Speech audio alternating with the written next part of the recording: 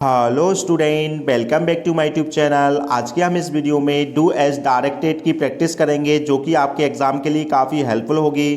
चलिए बगैर time waste की वीडियो को स्टार्ट करते हैं। चलिए तो फर्स्ट एग्जाम्पल को देखते हैं। फर्स्ट एग्जाम्पल में लिखा हुआ है as soon as the bell rang, और सेकेंड सेंटेंस क्या है, the teacher left the class लिखा हुआ है। इस सेंटेंस को हमको रीराइट करना, मतलब डबल से लिखना है, और काय का यूज़ करके नो सूनर देन का प्रयोग करके लिखना है। ठीक है, मैंने नो सूनर देन और एज सुन एज की वीडियो एक अलग से बनाई है, आप प्लेलिस्ट में जाकर उसको देख सकते हैं। चलिए तो इसकी हम प्रैक्टिस कर लेते हैं। जैसा कि आप जानते हैं एज सुन एज के स्थान पर क्या लिखते हैं, नो सूनर लिखते हैं, लेकिन नो सूनर को लिखने के बाद जो सेंटेंस आता है उसको हम इन्वर्टेड में लिखते हैं। इन्वर्टेड का कहने का तात्पर्य क्या है, हेल्पिंग वर्ब, फिर उसके बाद क्या लिखते हैं, सब्जेक्ट लिखते हैं। इसी को इन्वर्स करना भी कहते हैं। तो नो सूनर के बाद जो सेंटेंस आएगा वो कैसा आएगा, इन्वर्टेड में लिखा जाएगा, मतलब सबसे पहले हेल्पिंग वर्ब आएगी। तो इस सेंटेंस में देखें तो हेल्पिंग वर्ब तो है नहीं है। जिस सेंटेंस में हेल्पिंग वर्ब नहीं होती है उस सेंटेंस में हम काय का प्रयोग करते हैं, डू, डिड और डज हेल्पिंग वर्ब का प्रयोग करते हैं। चलिए तो हम इसमें हेल्पिंग वर्ब देखते हैं क्या बनेगी। तो यहाँ पर देखें रैंग लिखा है, तो रैंग जो है ना रिंग की सेकंड फॉर्म है। कौन सी फॉर्म है, सेकंड है। जब सेंटेंस में सेकंड फॉर्म दी होती है तो सेंटेंस में हम काय का प्रयोग करते हैं, डिड का प्रयोग करते हैं। तो नो सूनर के बाद देखें यहाँ पर क्या लिखा है, डिड लिखा, मतलब हेल्पिंग वर्ब लिखी। सेंटेंस को इन्वर्टेड में लिखा जा रहा है, तो हेल्पिंग वर्ब आ गई। फिर उसके बाद क्या लिखते हैं, सब्जेक्ट लिखते हैं। लेकिन आपको ये ध्यान रखना है जिस वर्ब को देखकर हमने डू डज डिड का प्रयोग करते हैं उसको हम काय में बदल देते हैं, बेस फॉर्म में बदल देते हैं। बेस फॉर्म का तात्पर्य क्या है, जिस फॉर्म से वह बनी है। तो रैंक किससे बना है, रिंग से बना है। तो यहाँ पर हमने रैंक की जगह क्या लिख दिया, रिंग लिख दिया है। अब देन का प्रयोग हम कहाँ करते हैं, दोनों सेंटेंस को जोड़ने के लिए, मतलब सेकंड सेंटेंस के पहले करते हैं। तो सेकंड सेंटेंस कहाँ से स्टार्ट हो रहा है, द टीचर से स्टार्ट हो रहा है। तो इसके पहले हम क्या लिख देंगे, देन लिख देंगे, और सेकंड सेंटेंस को यथावत लिख दिया जाता है। तो यहाँ पर देखें द बेल रैंग एक सेंटेंस ये है, the teacher left the class ये है। क्यों है, क्योंकि यहाँ पर देखें द टीचर क्या है, सब्जेक्ट है ना। तो सेंटेंस कैसे स्टार्ट होता है, सब्जेक्ट से स्टार्ट होता है। तो सेकंड सेंटेंस द टीचर से स्टार्ट हो रहा है। चलिए नेक्स्ट को समझ लेते हैं। तो नेक्स्ट में क्या लिखा है, आई बॉट अ टीवी लिखा हुआ है। किस में चेंज करना है, नेगेटिव बनाना है इसका, ठीक है ना। तो नेगेटिव बनाने के लिए क्या का प्रयोग करते हैं, हम नॉट का प्रयोग करते हैं। अब जो नॉट का प्रयोग उस सेंटेंस में किया जाता है जिसमें क्या हो, वर्ब का कंपाउंड हो, बी की फॉर्म को छोड़कर केवल, ठीक है ना। तो इसमें देखें बॉट एक ही वर्ब है, इसमें वर्ब का कंपाउंड नहीं है, तो वर्ब का कंपाउंड बनाएंगे, किससे बनता है, डू की वर्ब से बनता है। तो यहाँ पर देखें जो बॉट है ना, बाय की सेकंड फॉर्म है। जब सेकंड फॉर्म दी हो सेंटेंस में तो डिड से कंपाउंड बनाया जाता है। तो आंसर में देखें तो क्या लिखा हुआ है, सब्जेक्ट लिखा है, सब्जेक्ट के बाद कंपाउंड वर्ब आ गई, कौन सी आ गई, डिड आ गई है। लेकिन इस जो बॉट है ना इसको कायम बदल दिया जाएगा बेस फॉर्म में। बेस फॉर्म का कहने का तात्पर्य जिससे ये वर्ब बनी है। तो बॉट काय से बना है, बाय से बना है। तो यहाँ पर देखिए आंसर में किस में बदल दिया है, बाय बदल दिया है, और इसी वर्ब के पहले हम क्या लगा देते हैं, नॉट लगा देते हैं, ठीक है ना। बाकी शब्दों को यथावत लिख दिया जाता है। चलिए नेक्स्ट को समझ लेते हैं। तो नेक्स्ट में लिखा है they have change the date of meeting लिखा है। किस में बदलना है, तो लिखा है चेंज द वॉइस, मतलब इसका पैसिव वॉइस बनाना है। तो पैसिव वॉइस में हम सबसे पहले क्या लिखते हैं, ऑब्जेक्ट लिखते हैं। तो इसका ऑब्जेक्ट क्या है, द डेट ऑफ मीटिंग है इसका ऑब्जेक्ट, ठीक है ना। जो वर्ब के बाद आता है वह ऑब्जेक्ट होता है।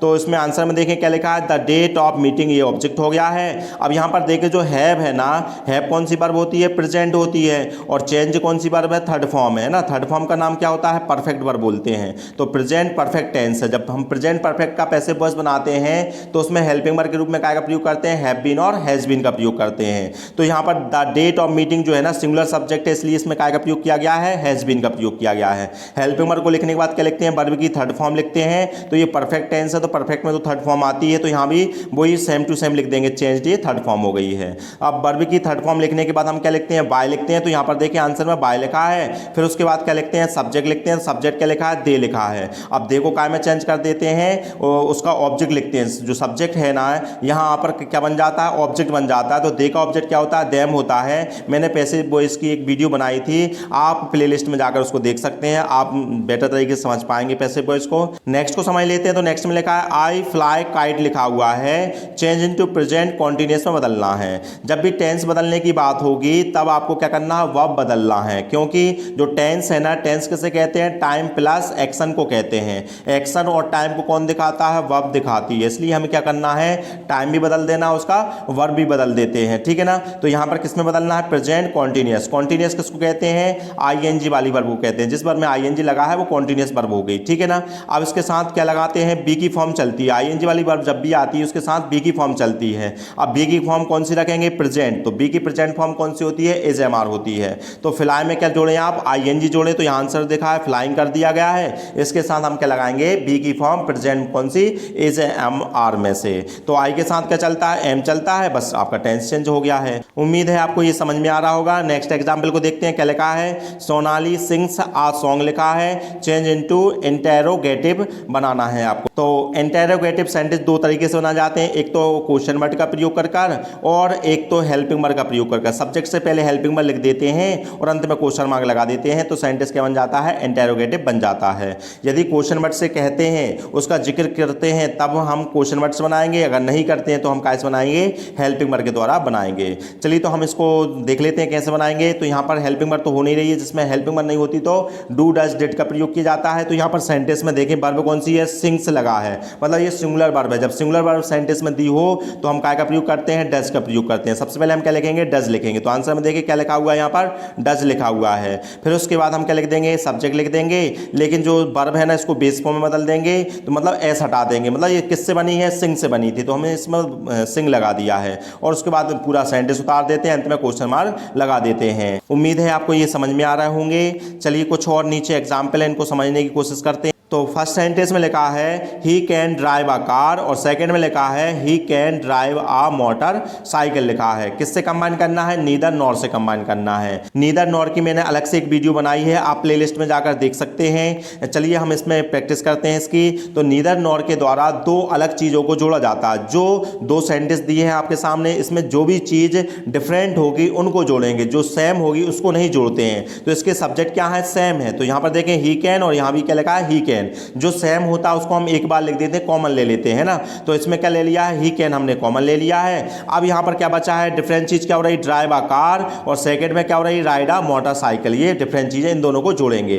तो हम सबसे पहले क्या का प्रयोग करेंगे, नीदर का प्रयोग करेंगे। नीदर को लिखने के बाद हम पहले सेंटेंस में जो शेष भाग बचता है उसको लिख देते हैं। तो क्या बचा हुआ था, ड्राइव अ कार, तो आंसर में देखें ड्राइव अ कार लिखा हुआ है। फिर इसके बाद क्या लिखते हैं, नॉट लिखते हैं। फिर सेकंड सेंटेंस में जो भाग बचता है उसको लिख देते हैं। तो यहाँ पर देखिए क्या लिखा है, राइड अ मोटरसाइकिल लिखा है। उम्मीद है आपको समझ में आया होगा। नेक्स्ट को देखते हैं। नेक्स्ट में लिखा है लता ईट्स अ मैंगो लिखा हुआ है। अब काय में चेंज करना है, प्रेजेंट परफेक्ट टेंस में बदलना है। तो परफेक्ट कैसे कहते हैं, वर्ब की थर्ड फॉर्म का ही नाम क्या है, परफेक्ट है। और जब भी थर्ड फॉर्म लगती है तो उसके साथ कौन सी फॉर्म लगाई जाती है, हैव की फॉर्म लगाई जाती है। जैसे कॉन्टिन्यूअस आईएनजी के साथ बी की फॉर्म चलती है, वैसे ही थर्ड फॉर्म के साथ हैव की फॉर्म चलती है। अब इसमें हैव की कौन सी फॉर्म लगाएंगे, तो यहाँ पर लिखा है प्रेजेंट। तो हैव की प्रेजेंट फॉर्म कौन सी होती है, हैव और हैज होती है, वो सब्जेक्ट के अनुसार आएगी। तो सब्जेक्ट इसका क्या है, लता है। लता कैसा है, सिंगुलर है, इसलिए कौन सी वर्ब आएगी, हैज आएगी। और क्या कर दे, इसको थर्ड फॉर्म बना दे। थर्ड फॉर्म का नाम क्या है, परफेक्ट होता है। तो ईट की थर्ड फॉर्म क्या बनेगी, ईटन बनेगी ना।